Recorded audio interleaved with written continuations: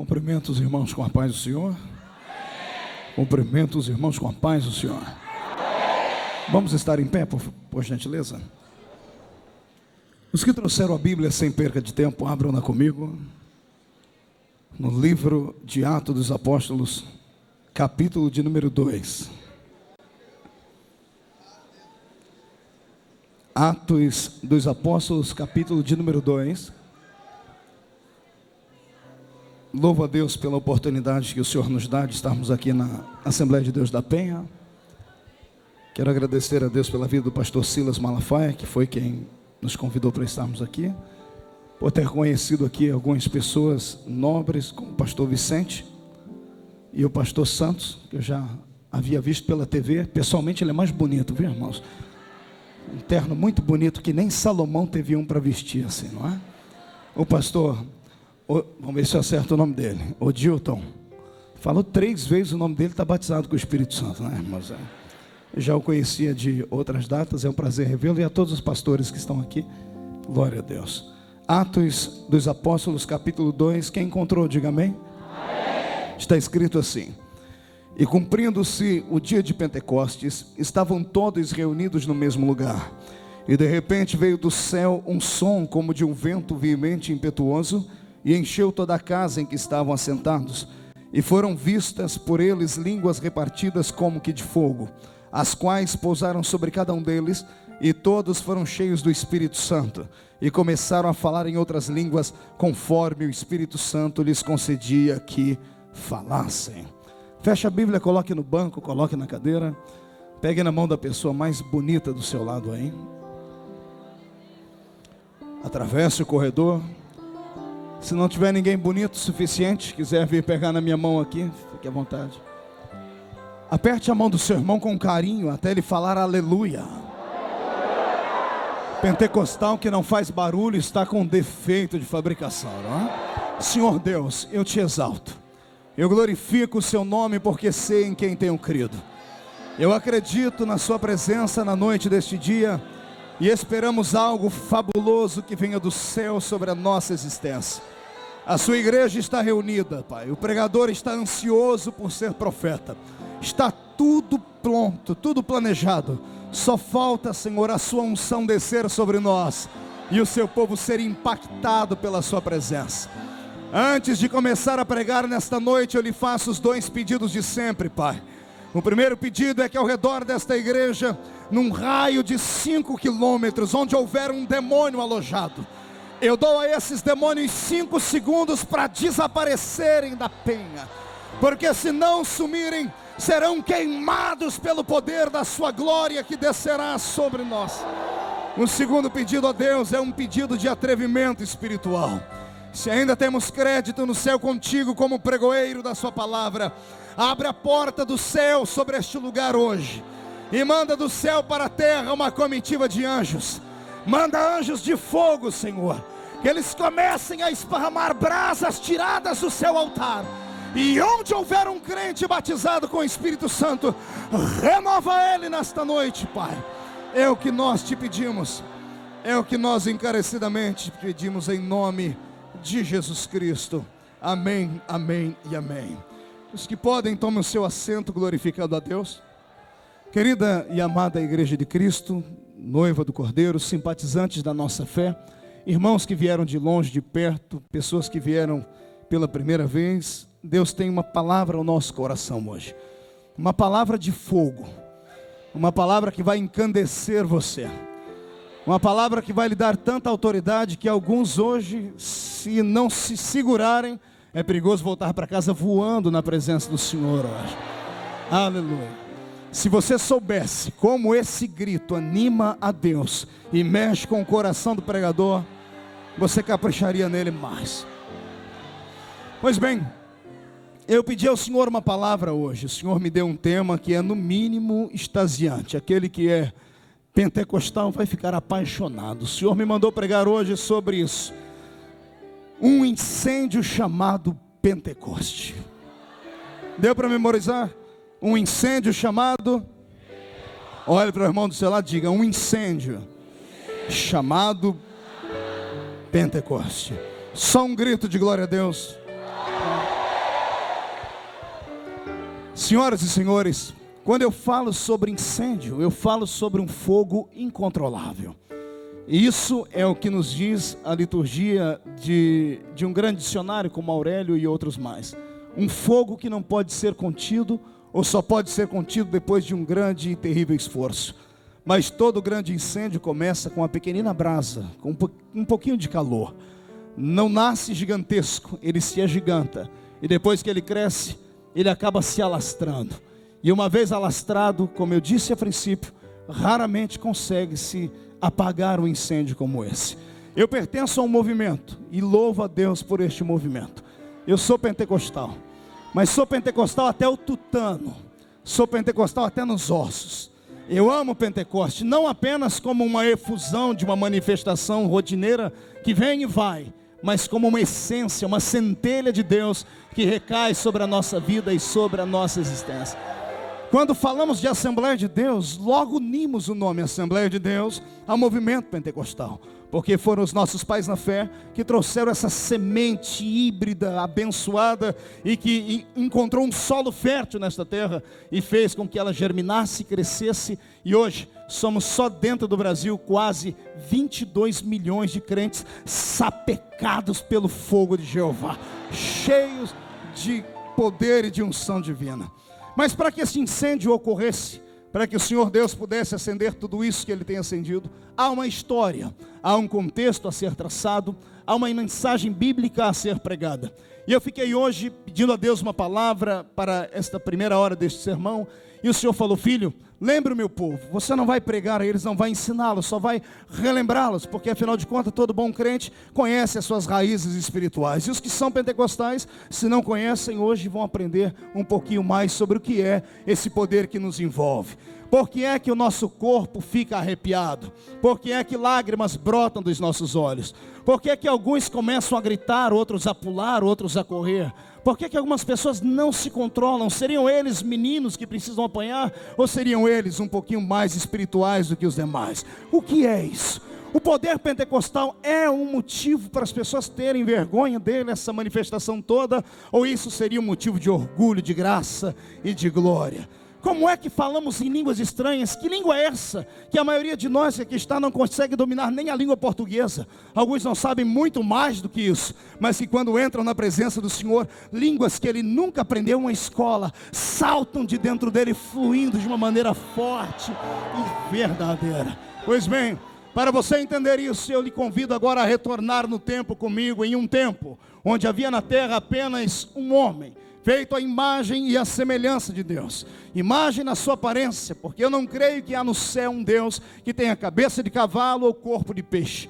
Creio que é um Deus que é parecido com nós. Por isso a Bíblia chama Jesus de o Filho do Homem, com a sua imagem e a sua aparência. Pois bem, temos um Deus lá no céu que é muito lindo, parecido comigo, ou eu sou parecido com Ele, parecido com você. Você nunca mais, depois de ouvir essa palavra, pode se sentir pequenino ou se sentir destruído pelo tempo. Você é imagem de Deus e ponto final. Quem acredita nisso, dê um grito de glória a Deus bem forte. Eu vou pedindo desculpa porque eu sou igual carro-álcool, é difícil pegar, mas depois que pega a gente vai embora, ok? Pois bem, somos imagem dele assim, mas somos semelhantes a ele aonde?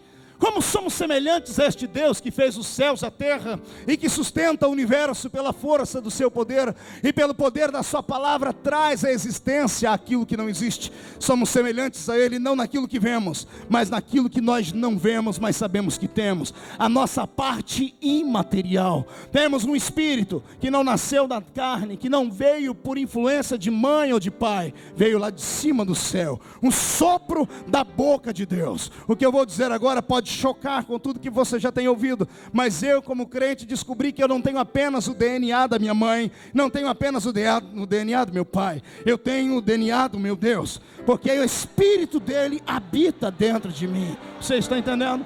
É por isso que você vai se alegrar e muito nessa noite. Quando o Senhor criou este primeiro homem, o Senhor lhe deu vários presentes, entre eles autoridade sobre todas as coisas vivas que estavam na terra.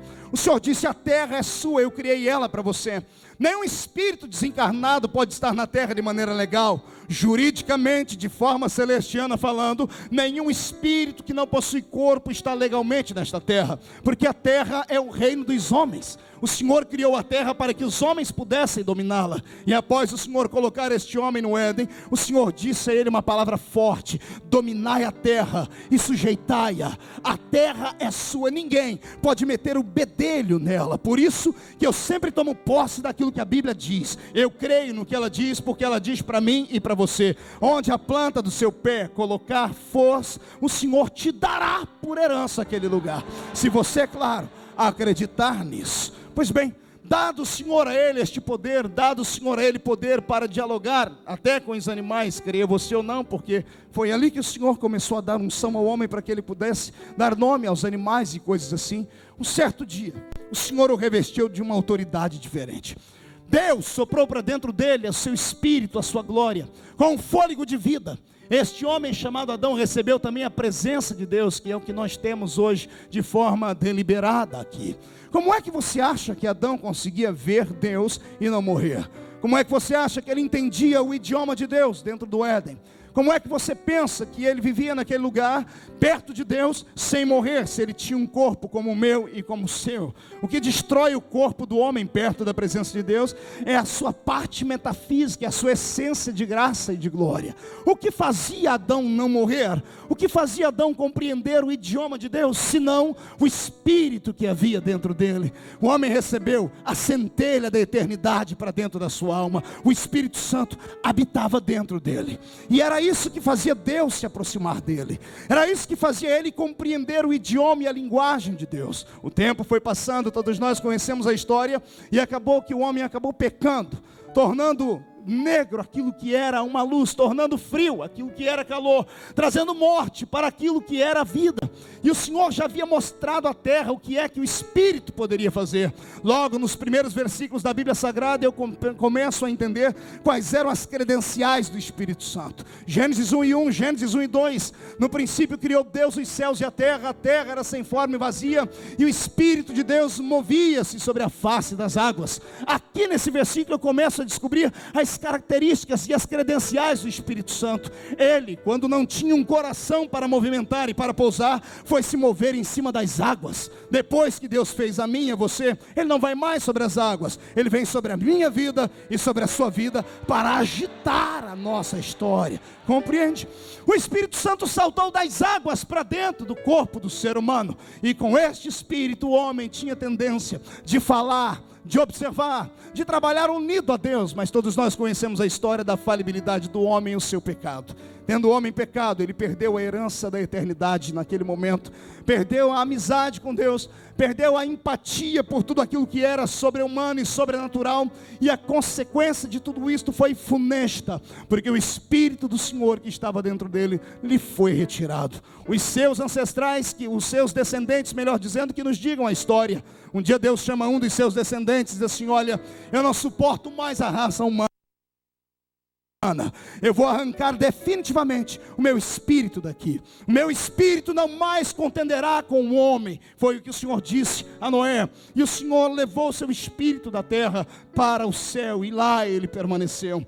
Os homens que permaneceram na terra eram homens horríveis, truculentos, de coração fechado e de semblantes sem precedentes na história. Um homem sem Deus, ele vale pouca coisa, ou melhor, não vale nada. Um homem sem Deus não tem aparência de quem tem paz. A guerra faz parte do seu coração, a truculência, aquilo que é desumano passa a habitar a sua alma. E a minha Bíblia diz que esses descendentes que vieram sobre a terra de homens que não tinham a presença do Espírito do Senhor, só sabiam matar, roubar, dar-se em casamento, se casar, só faziam festas e as coisas mais banais que o ser humano é acostumado a fazer. Logo depois do dilúvio, quando o Senhor, após confundir a língua dos homens, se você começar a encontrar isso na Bíblia, verá a história, se levantam homens na terra, como Nimrod, aquele que lançou os alicerces da Torre de Babel, e possivelmente, posteriormente, a nossa terrível Babilônia na Bíblia Sagrada. Ele sim foi um dos piores seres humanos que a Bíblia Sagrada já contou e narrou a sua história. A tradição diz que ele matou o pai, casou com a mãe e teve com ela filhos. Esta era a raça de seres humanos que estavam na terra sem a presença do Senhor, sem a presença do seu Espírito. O homem não nasceu para viver uma vida alienada de Deus. O homem nasceu para ser uma centelha de Deus na terra. O homem nasceu para fazer parte do todo um projeto cósmico que Deus tinha para ele durante toda a eternidade. O homem nasceu para visualizar Deus, para ouvir Deus, para sentir a sua presença. E quando ele quebrou este elo, o homem ficou na terra errante, vazio. Como eu disse e repito, de uma forma truculenta e maldita, na terra estava errante o ser humano. E eu creio que a Trindade divina, ao assistir à decadência do ser humano, foi tocada quando viram que homens sem Deus não viviam, vegetavam. Homens sem a presença do Espírito Santo não conseguiam sobreviver. Eles viviam uma vida à beira da morte, estavam em coma espiritual. A minha Bíblia Sagrada, pelo que eu entendo, pelo que ela me mostra e me dá exemplos,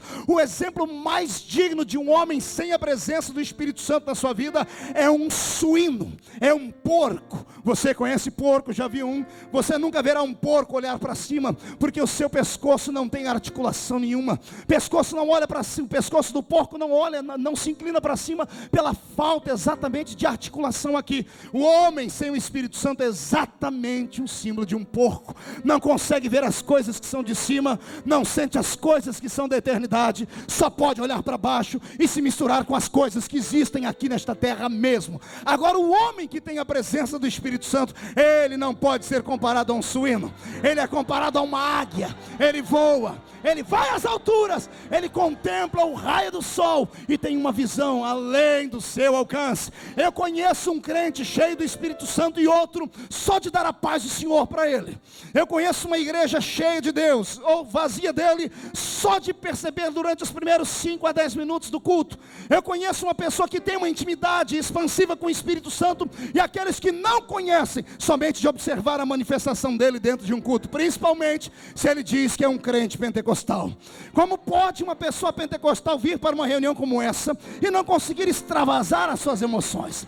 Como pode uma pessoa pentecostal vir para uma reunião como essa e não sentir o doce vento e o mover do Espírito do Senhor? Amado, se você é pentecostal e não gosta de grito, não gosta de barulho, não gosta de palavra profética, não gosta de movimento, eu acho que você está no lugar errado. Dá tempo de ir para casa ainda e assistir a novelinha Malhação.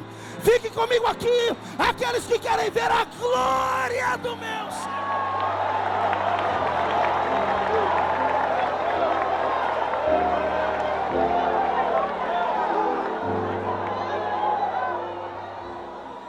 O homem sem o Espírito Santo era vazio e desprovido de tudo. Mas lá em cima no céu há uma trindade dialogando. Eu penso no Filho dizendo: Pai, precisamos devolver o Espírito Santo para o homem. Sem o Espírito Santo o homem não é nada. Eu imagino Deus Pai sempre observando, dizendo assim: mas o homem traiu a confiança do Espírito Santo.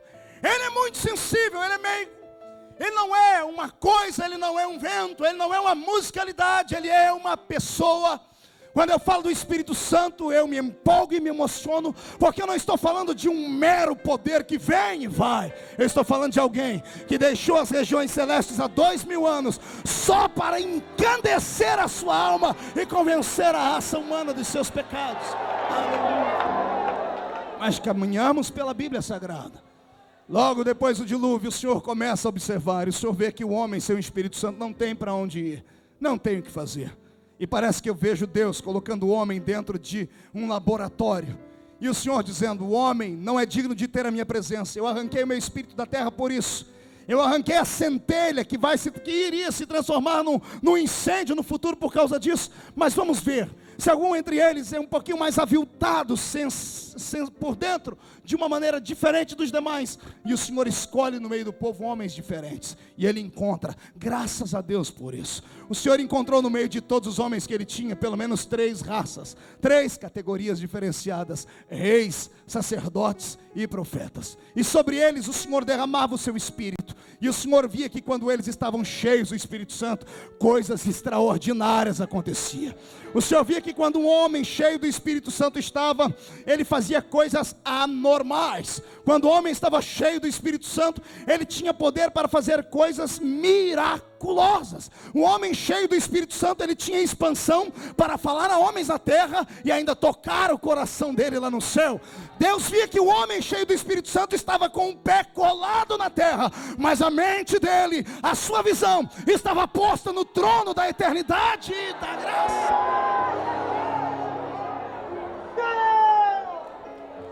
E o Senhor começou a perceber que um homem cheio do Espírito Santo, qualquer coisa na mão dele virava arma. Uma queixada de jumento fresco virava uma metralhadora R-15. Um homem com um pedaço de madeira na mão transformava numa chave de abrir porta de mar fechado para o povo passar. O homem cheio do Espírito Santo tinha autoridade para chegar num canto do rio e falar: onde é que o machado de ferro está afundado? É ali, ele estava, ele vai agora ser mudado, vai virar isopor, vai virar plástico, mas vai ter que flutuar.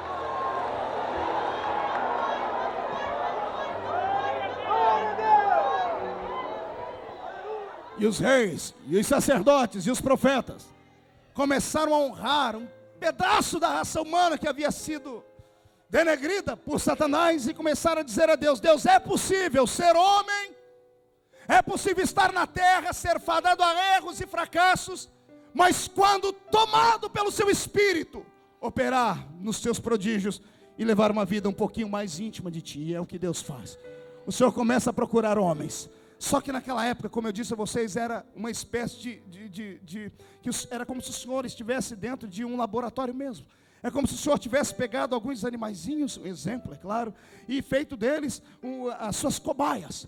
Parece que eu vejo Deus pegando um conta-gotas, pegando o Espírito Santo e pingando sobre eles somente, de pouquinho em pouquinho, para que eles não abusassem da sua presença. Isso é notório na Bíblia.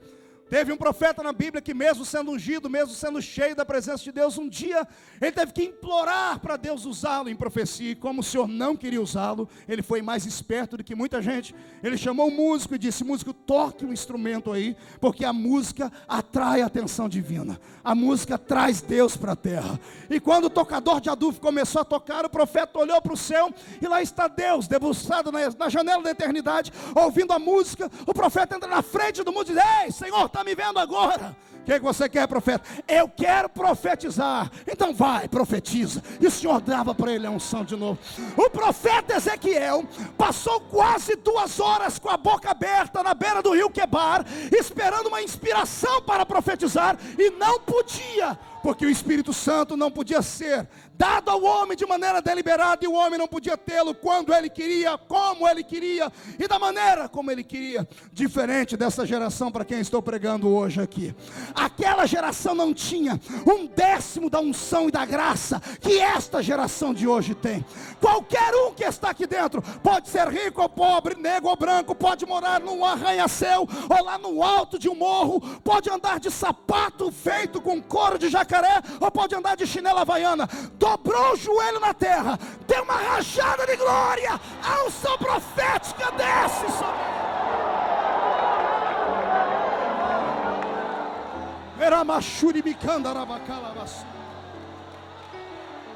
Ei, segura um pouquinho. Pastor Marco, eu ainda não entendi como é que era. Então, não era para quem queria, era só para quem Deus escolhia exatamente. E quando Deus escolhia, mesmo o homem escolhido não podia usar o poder a hora que queria? É claro que não. Nem Sansão, nem Moisés, nenhum dos grandes líderes tinha o poder para usar os seus sinais a hora que bem entendiam, a hora que bem pensavam. Aguardavam o mandamento de Deus. Um dia Moisés está muito cansado. Chega no seu sogro e diz: olha, não estou dando conta, a carga é demais, os israelitas são terríveis. E o sogro de Moisés dá ele um conselho: reparte a carga, rapaz.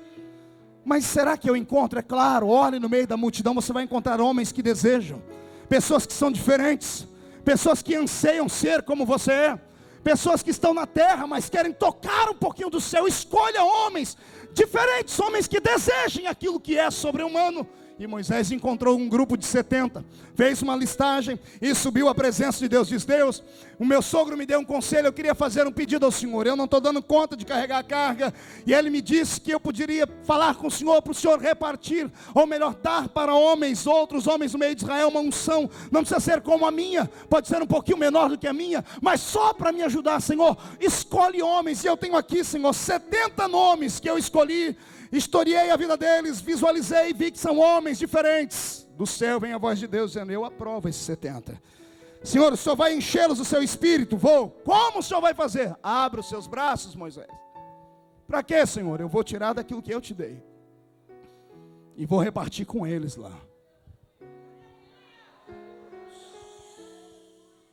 Transferência de unção é possível? Seria uma doutrina só do Velho Testamento?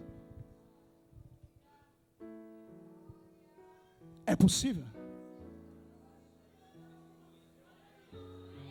Seria possível pedir porção dobrada do Espírito de alguém?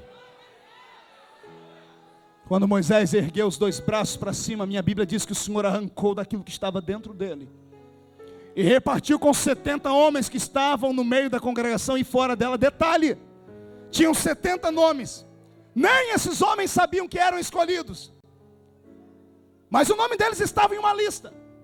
2 deles estavam do lado de fora do arraial, Eldade e Medade. Eu não sei o que os 2 estavam fazendo do lado de fora do arraial. Se saíram para levar algum tipo de lixo para fora de Israel, se saíram para plantar, se saíram para colher, se estavam vindo de viagem. Eu sei que eles não estavam dentro do arraial, mas eram escolhidos. E quem é escolhido, não me interessa onde ele esteja, não me importa o que ele faça. Se você não vier até onde está o Espírito vai até onde você está.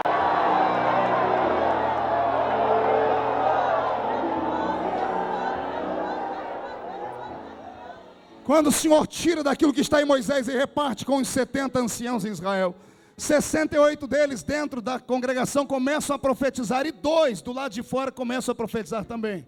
Só que tem só um pequeno probleminha. Naquela época já tinha uma raça de crente que aqui na Penha não tem, só tem lá na minha terra, lá em São Paulo. Uma raça atribulada, raça que é do nosso povo, mas não acredita e não aceita aquilo que é do nosso povo. Acha que o Senhor pode usar alguém só aqui dentro. Do lado de fora o Senhor não pode usar. Tinha 68 dentro da congregação, todo mundo bateu palma, cantou com eles e dançou com eles. Mas os 2 que estavam do lado de fora do arraial, provocou um ciúmes, uma ira. Despertou no sentimento de um crente enxerido de Israel, que foi correndo falar para Josué: Josué, tem 2 moços dando escândalo do lado de fora de Israel. Não é lícito fazer isso. Josué catou a sua espada e foi para frente de Moisés. Ele era muito santo. Chegou: Moisés, tem 2 moços do lado de fora do arraial dando escândalo, pulando, profetizando, gritando. Eu passo eles na espada agora ou depois? Moisés dá um sorriso, levanta as 2 mãos para cima. Calma, Josué. Quem dera não só os 68 aqui dentro, quem dera não só os 2 lá fora, quem dera toda a nação de Israel, quem dera 2.710.000 judeus fossem cheios desta graça.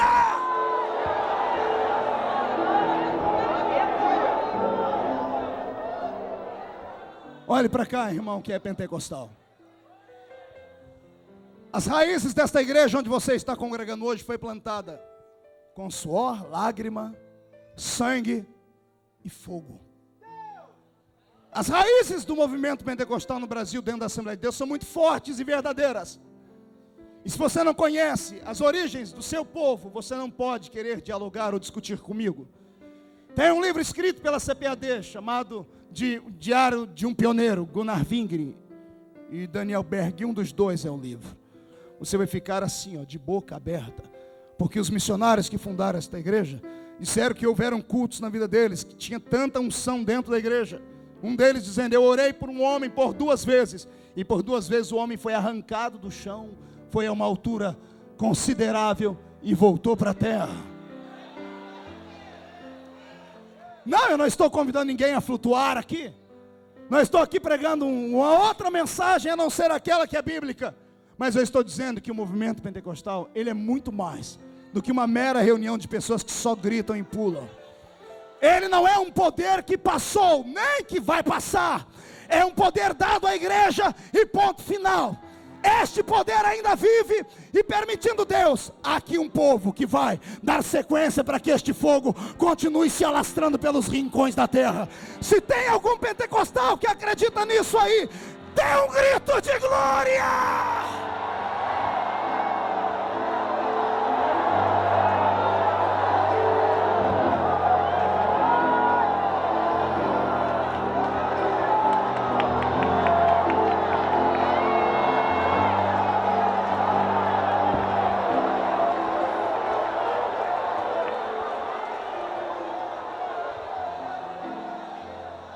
Esse movimento não é passageiro. Não é uma inovação, não é um vento doutrinário. Isso é a razão hoje do alicerce do crescimento deste povo que aqui reunido está. Quando eu olho para esses exemplos que eu estou citando na Bíblia Sagrada, eu nada mais estou dizendo a não ser de uma pequena brasa que foi lançada na terra e começou a crescer. E agora, com Moisés, eu vejo que não era mais um nem dois, eram mais de 70 homens cheios do Espírito Santo. E detalhe, Deus gostou da história. Deus ficou apaixonado pela história, porque Ele via que o homem cheio do Espírito Santo é diferente daquele que não tem o Espírito Santo. Me perdoe aí que você, que está na nossa igreja, mas por causa dos anéis de formatura, por causa de ser uma pessoa importante, chique, porque anda de carro importado, acha que este movimento não é para você. Me perdoe você. Eu não me envergonho desse povo, não me envergonho desse grito, não me envergonho dessas línguas, porque isso aqui é uma questão de sobrevivência.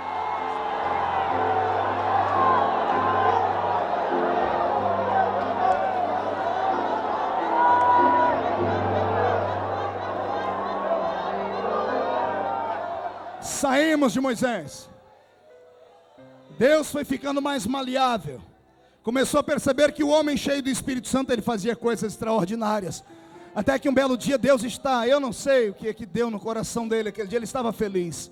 835 anos antes de Jesus vir à terra, o Senhor dá um grito na terra e diz: quem é o profeta do momento? E levanta um garoto de 18 anos chamado Joel. Joel, vai para a rua, pega um megafone, porque você vai profetizar para o meu povo.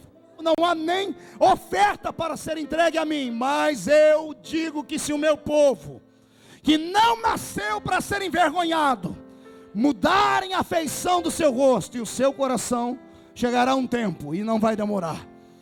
Nos últimos dias eu derramarei do meu espírito sobre toda a carne. Vossos filhos e vossas filhas profetizarão. Vossos jovens terão visões, e os vossos velhos sonharão sonhos. Quem está debaixo desta palavra profética, adore Ele.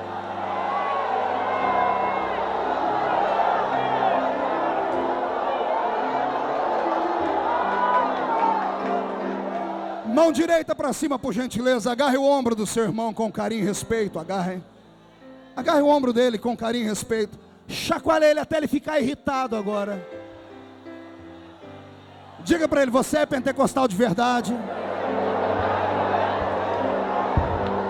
Então não se envergonhe dele. Não se...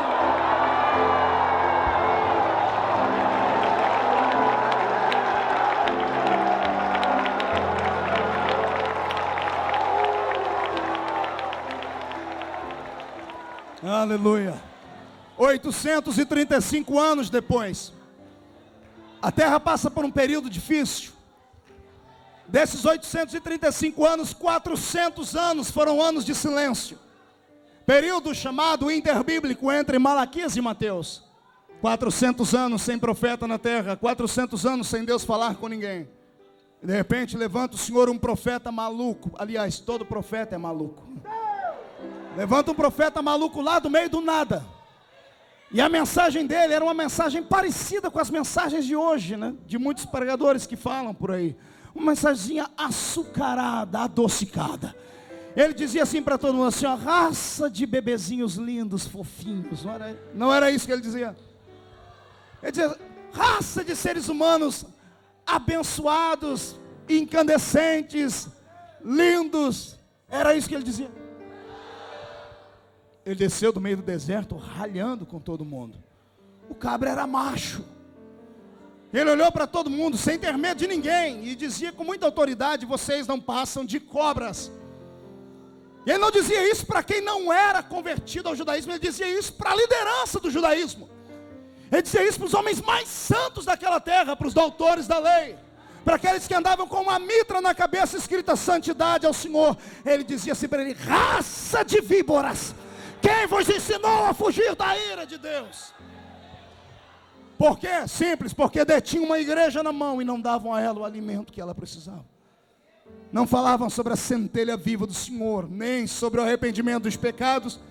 E quando não há santidade, não há unção do Espírito. O Espírito Santo é sensível. Ele não é a parte mais sensível de Deus. Não, ele é sensível por ser Deus. Ele não é truculento. Ele é um gentleman. É um cavalheiro. Só fica onde ele é bem-vindo. Só entra onde é convidado. Só age quando você permite que ele age. Pastor, o Espírito Santo obedece ao homem. Não é que ele obedece ao homem, são leis estabelecidas no cosmos. A terra é um reino do homem. Se fosse no céu era outra coisa. Lá quem manda é o Senhor. Aqui é o homem. E como o homem manda na terra, e nenhum espírito pode atuar sem corpo na terra, o Espírito Santo precisa de um corpo para operar. E quando ele encontra um corpo para operar, ou é o meu, ou é o seu. E como nós emprestamos o nosso corpo a ele, nós doamos, ele fica dentro da gente dizendo assim: olha, eu faço aquilo que você achar que eu devo fazer.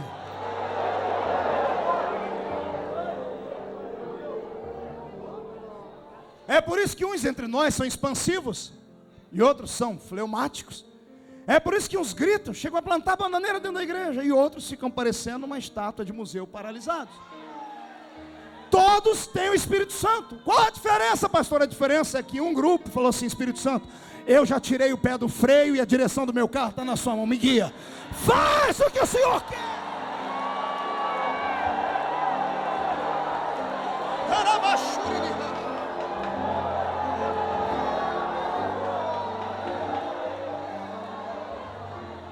Lá vem o pregador. Me perdoe aí os irmãos que são batistas. Se for batista do fogo, está comigo. Os demais me perdoem, porque o único batista da Bíblia era pentecostal. Ele ainda avisou: eu sou João Batista, eu batizo com água para arrependimento, mas virá um que vos batizará com o Espírito Santo e com fogo.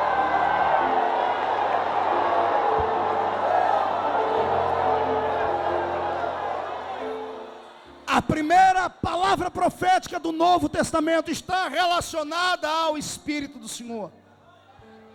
A brasa estava se apagando, irmão Vicente, mas não se apagou. O Senhor acendeu esta chama e ela nunca será apagada. Tá para nascer um bombeiro de Satanás para apagar a chama do Espírito. Eu não conheço um homem que entre na frente dele e viva no outro dia para dizer que bloqueou a unção dele. Ele vai operar e ponto final. Tem alguém que acredita nisso aqui?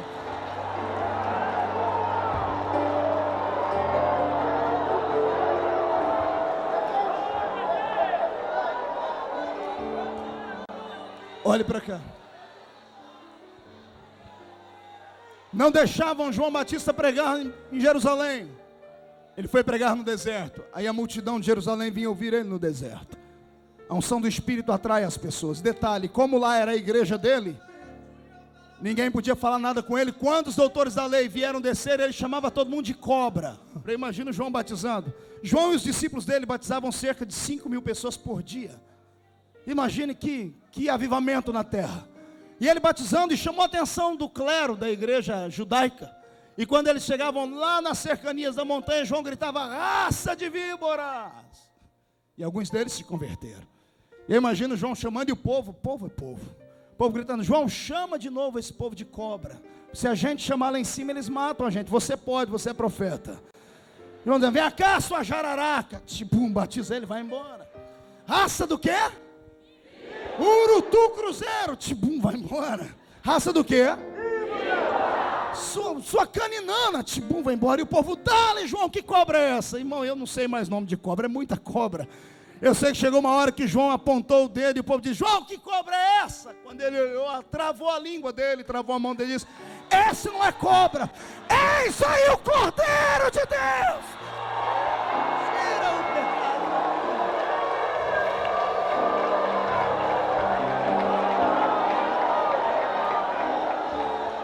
Ele é batizado por João. Quando ele vai saindo da terra, ela vem o Espírito Santo em forma corpórea de uma pomba sobre ele. Oh glória! Eram os primeiros voos do Espírito Santo sobre a terra. A brasa já havia virado um fogo. A cotovelo, irmão, diz assim: já havia um fogo, não era só brasa. Não grita no ouvido do seu irmão, diga: já havia fogo, não era só uma brasa. Escute aqui, Deus não precisa de 1 milhão de homens para mudar o planeta Terra. Deus não precisa do exército inteiro de George Bush para poder pregar o evangelho em tempo recorde, não. Deus precisa de poucos, mas verdadeiros.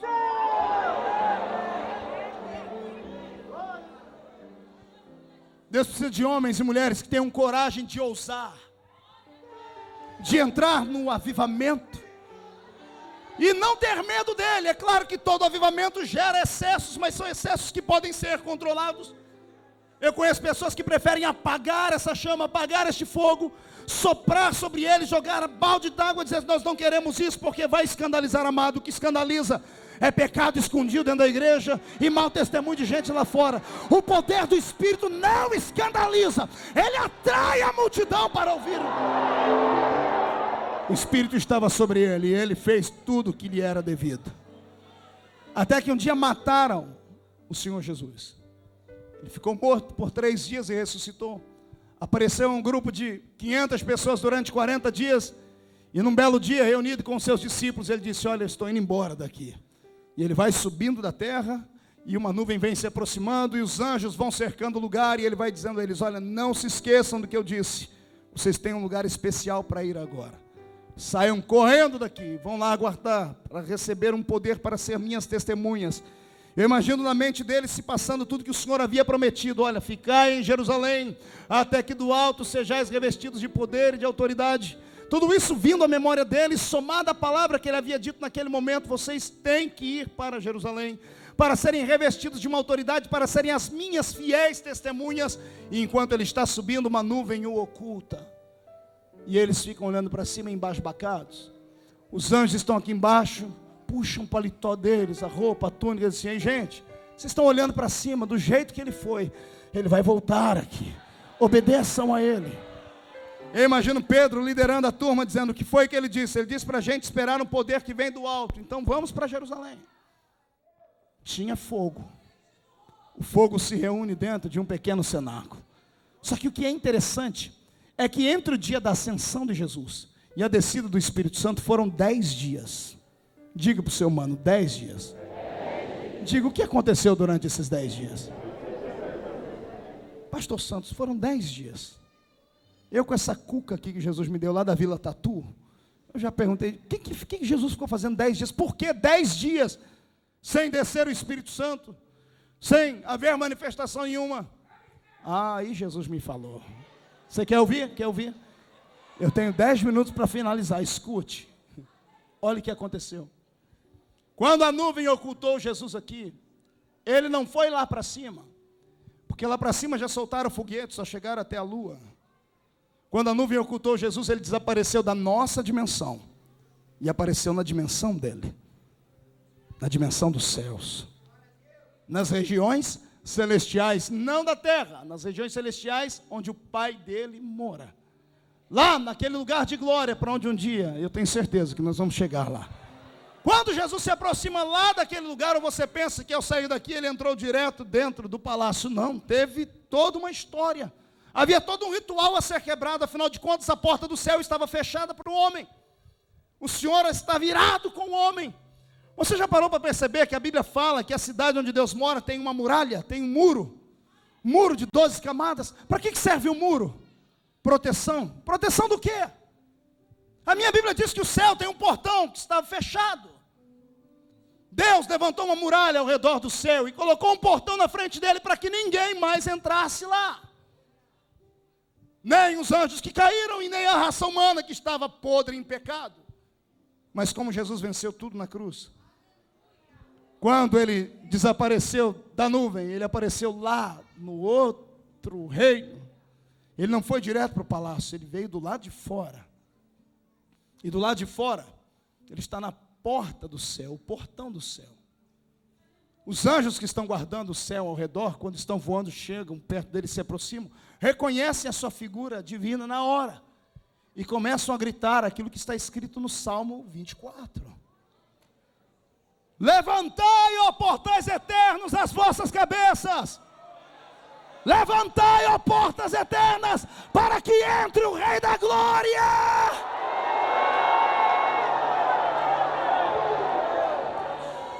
Os anjos que estão lá dentro vêm voando, vêm correndo, vêm com espada na mão, se aproximam das grades e dizem: mas quem é este Rei da Glória? Os que estão aqui fora levantam voando e cantando um belo cântico: o Senhor dos Exércitos, poderoso na batalha, Ele é o Rei da Glória.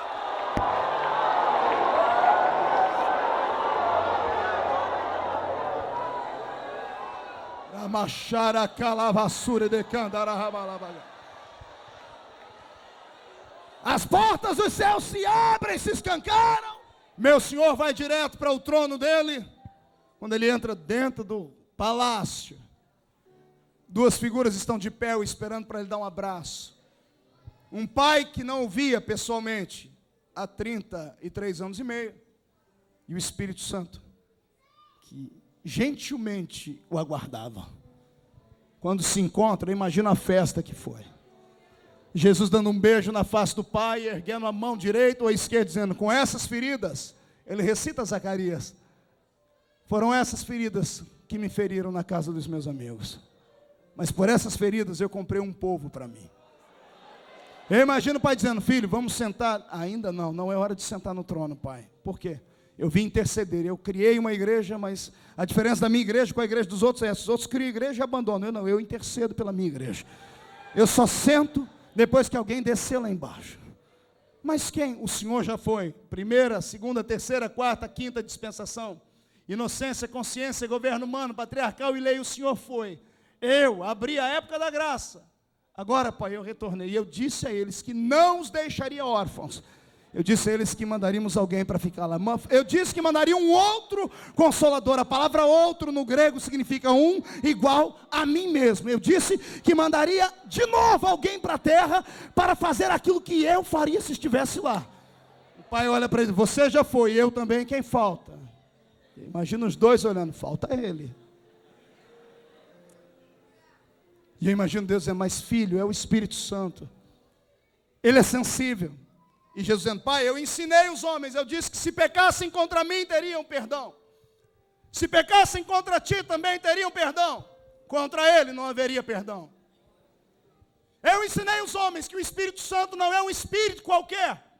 Não é um espírito como esses espíritos diminutos que descem em terreiro de macumba sobre cavalos. O Espírito Santo não desce sobre cavalos. Ele só desce na sua igreja sobre as suas ovelhas. As ovelhas do seu pasto. Essas ovelhas que estão aqui. O Espírito Santo não é uma coisa. Não é uma essência de música. Ele é Deus na sua totalidade. Que quando vem para uma reunião pentecostal como essa, fica ansioso tal como uma criança. Esperando você dizer a Ele como é que você quer que o culto seja. Está entendendo? Está tudo errado no nosso meio. A gente chega, dobra o joelho e faz assim: Deus, me dá um culto alegre hoje. Coisa ruim. Você é Deus para pedir culto para alguém? Você vem para a igreja e pede para Deus te dar um culto alegre. Não é isso. É o contrário. É você quem tem que dobrar o joelho e falar: Senhor, hoje eu vou te dar um culto alegre. É o que me mata, o que me machuca, o que me maltrata é entrar dentro de uma igreja, olhar para algumas pessoas que parece que morreram. Algumas pessoas que mesmo pertencendo à mesma fé que eu, carregando a mesma Bíblia que a minha, foi batizado no mesmo batismo que eu fui, até em línguas fala como eu falo, não tem liberdade de tocar o céu numa reunião como essa. Prefere ficar me olhando, segura aí, com esse olho seco igual olho de coruja. Com essa boca de aço, essa língua de ferro, eu te convido a adorar.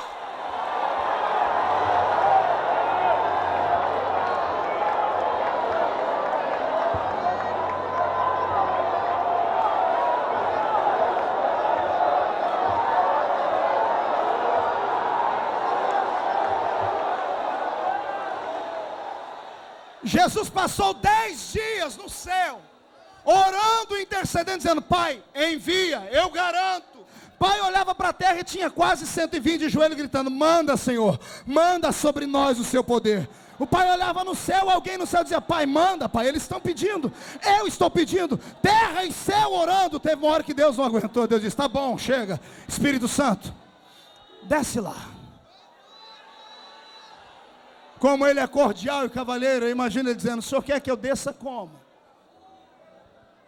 O senhor quer que eu vá entre os homens como? O senhor quer que eu vá no vento da caverna de Elias, na brisa suave? O Senhor olha para ele e diz: não, eu quero que você vá no furacão Katrina. Eu quero que você inunde aquela igreja de graça. Eu quero que 120 homens façam mais barulho do que 2 milhões de judeus no dia de festa na terra do Pentecoste.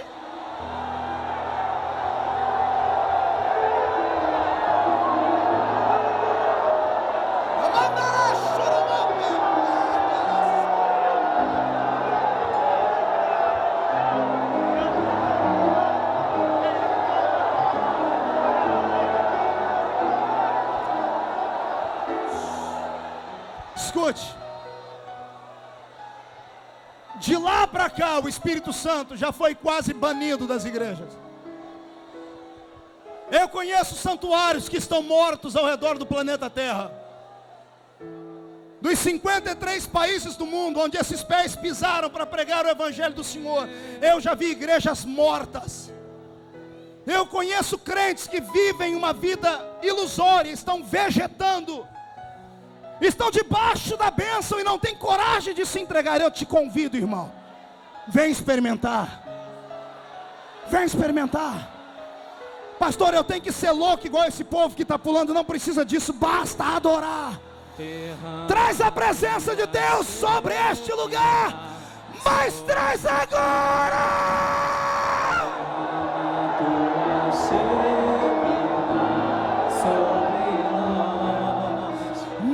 Conseguiremos estar de pé. Amanhã é sua glória sobre nós. Senhor, onde houver um crente pentecostal aqui, meu Pai, enche ele agora. Sobre nós não conseguiremos ficar de pé. Tamanha é sua glória sobre nós. Segure aí. Olhe para mim aqui, olhe para mim, olhe para mim, olhe para mim. Solte a mão do seu irmão, solte a mão do seu irmão. Levante as duas mãos para cima, chacoalhe elas. Chacoalhe as suas mãos. Vire para alguém do seu lado e diga para ele: eu não quero ser só um fogo. Diga: eu quero ser um incêndio. Incêndio assim, ele se alastra. Diga: do poder que está sobre mim, eu quero repartir com você agora. Senhor, toque uma brasa de fogo. Onde tocarem, toque o Senhor agora. Abrace o seu irmão aí.